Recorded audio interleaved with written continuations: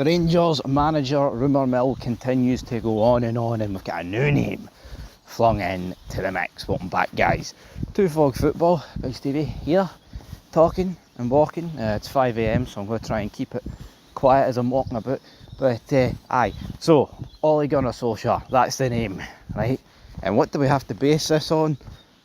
Not an awful lot, but the media's out there.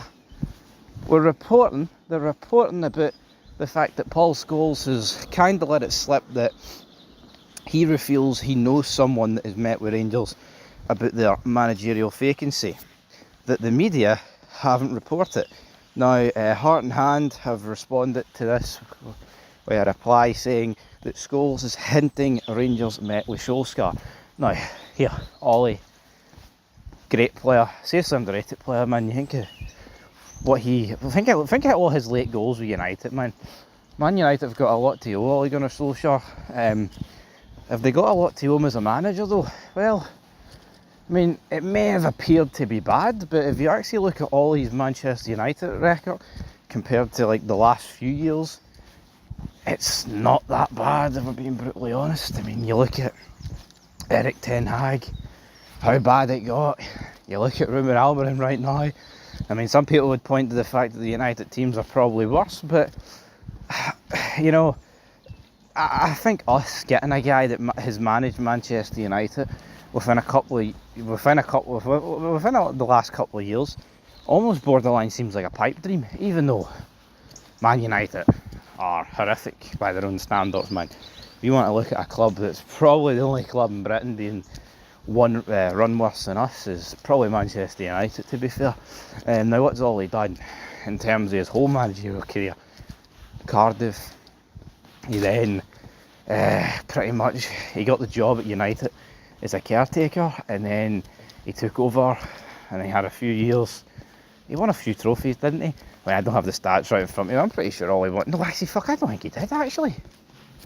I don't think Ollie won he got United. I think he just finished second a couple of years and that was it. Because I'm pretty sure United went like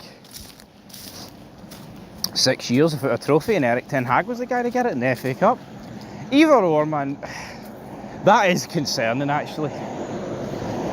The more I think it, it's like if you're going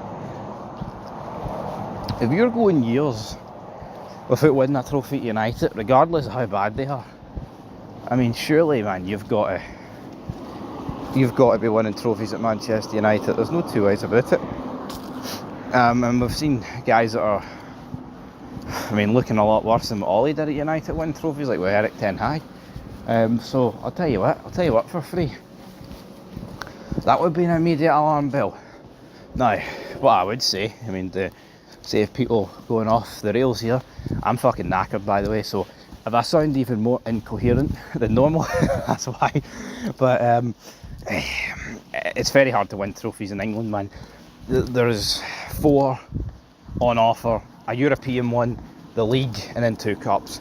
Man United haven't been able to compete for a league since Fergie won it, let's be honest. Yeah, they finished a distant second a couple of times, but that's not competing for the league. Then you look at Europe, well, I mean, the Champions League's a non-starter for them, but if you look at the Europa League, they've got to a couple of finals. I think they won one as well. So they've done alright there, and then obviously there's a few cups, no league cups. So actually, I think there was a league cup. I think Mourinho won a league cup, but that wasn't Ollie. But anyway, it's relevant talking about Ollie and trophies at United because he didn't win any as a manager. But I don't know, man. Then he went to Besiktas. Actually, I think he had a spell in Scandinavia, but I can't remember if that was before United.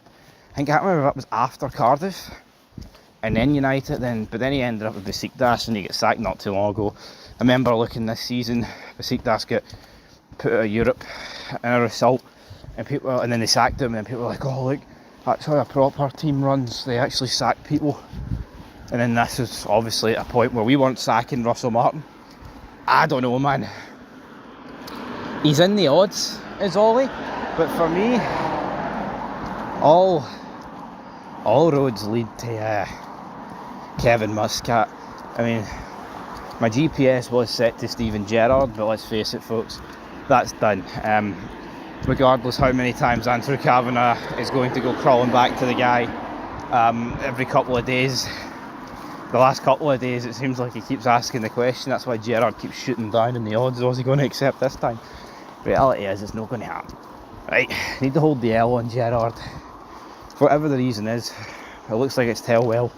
Could be Kevin, could be Robbie, could be both, could be Patrick Stewart, could be something else entirely. Fact is, that's not happening. Now in terms of the odds, on Bet365, Ollie has absolutely shot right up to 6-1. So that obviously kind of hints at the fact that, well, the bookies are clicking on, and the bookies know what's going on, man. They're not going to lose out on money. So Ollie, who I don't think you could even see the last couple of days in terms of these betting odds, has now shot all the way up to 6-1.